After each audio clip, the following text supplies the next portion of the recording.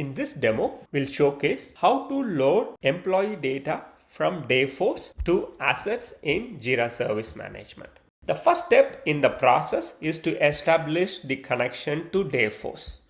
It's a very simple setup where you provide the Dayforce API credentials, particularly in this case username, password, and the API URL to establish the connection. You can validate the connection by using the test option.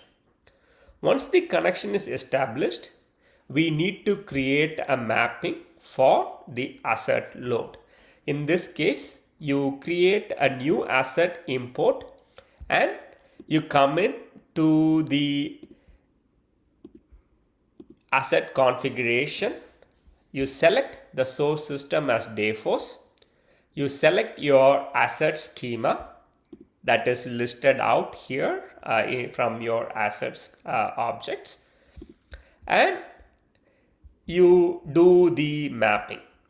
The mapping is straightforward, where you provide the field name in Dayforce and the field name in assets object.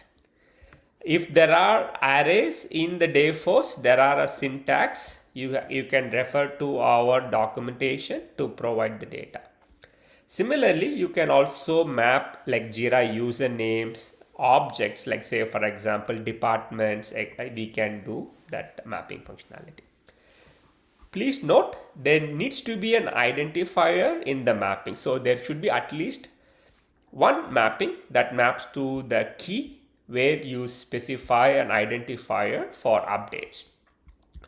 Once that asset import is done, configuration is done, you can do the get data feature to see what the test data run is and then do the import.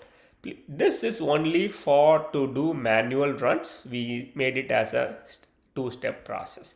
Once it's scheduled, the system automatically gets the data from Dayforce and updates the schema object in Jira Service Management. We can see the new assets in the field values at the schema level. So you can look at all the field values that were brought in from Dayforce. Hope this is useful. Thank you.